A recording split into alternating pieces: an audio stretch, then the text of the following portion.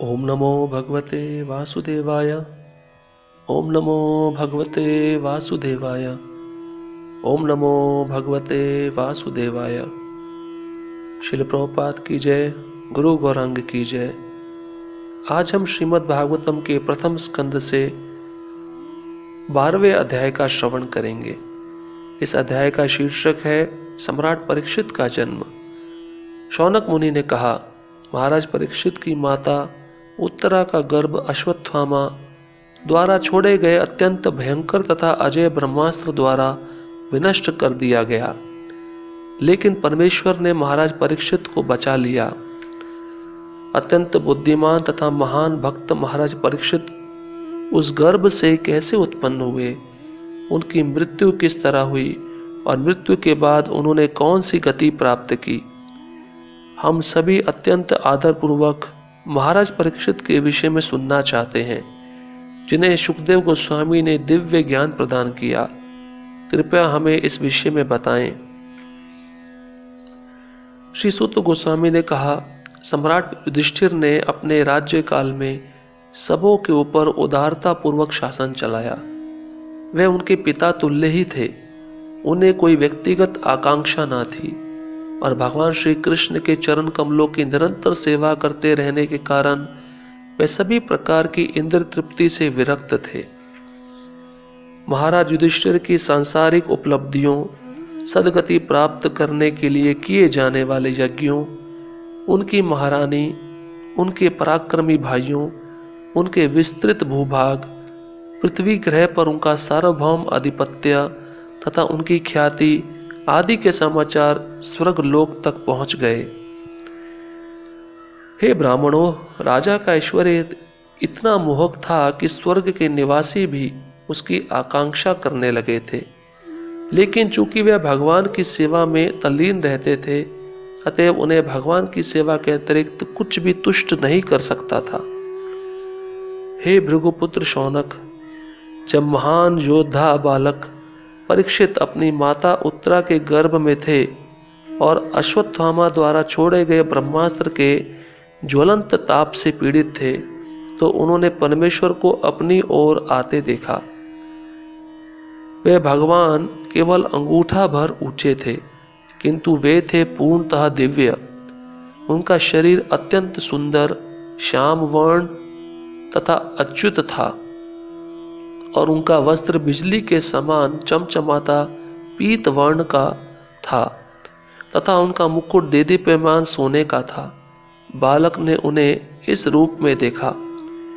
भगवान 4 भुजाओं से युक्त थे, उनके कुंडल सोने के थे तथा आंखें क्रोध से रक्त जैसी लाल थी। जब वे चारों ओर घूमने लगे तो उनकी गदा उनके चारों ओर गिरते तारे उल्का की भांति निरंतर चक्कर लगाने लगी।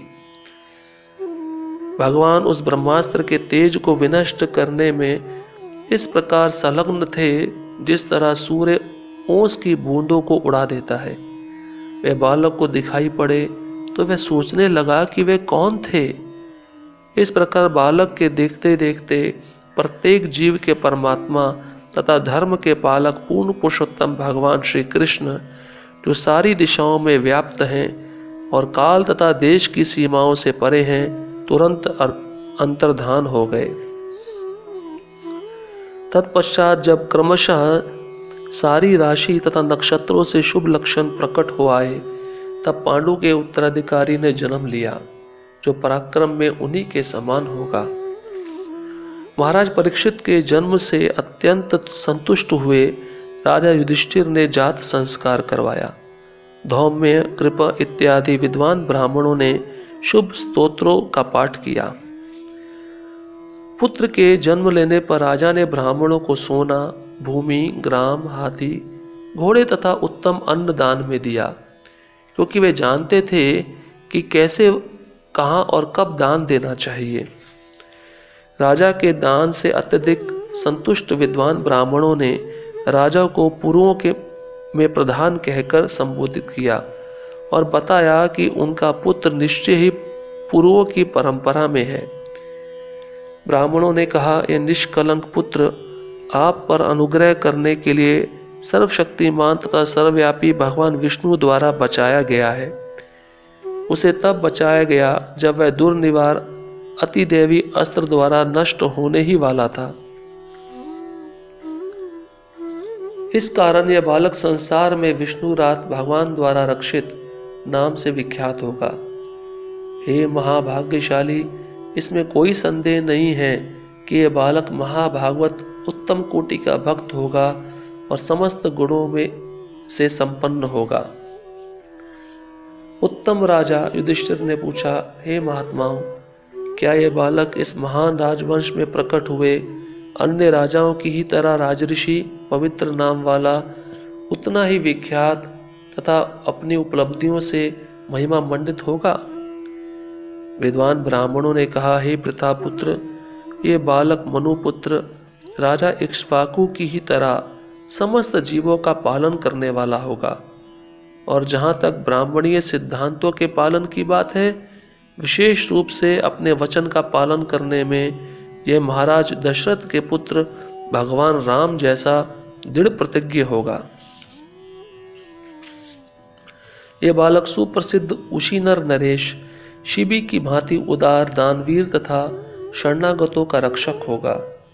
यह अपने कुल के नाम तथा यश को उसी तरह फैला देगा जिस तरह महाराज दुष्यंत के पुत्र भरत ने किया था। महान धनुर्धरों में यह बालक अर्जुन के समान होगा। यह अग्निदेव के समान दुर्निवार तथा समुद्र की भांति दुर्लंघ्य होगा।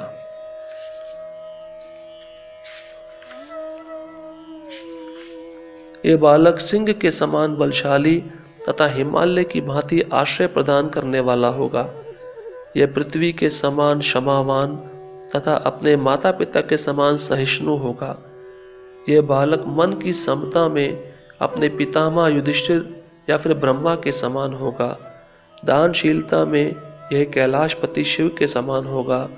यह देवी लक्ष्मी के भी आश्रय भगवान नारायण के समान सबों को आश्रय देने वाला होगा।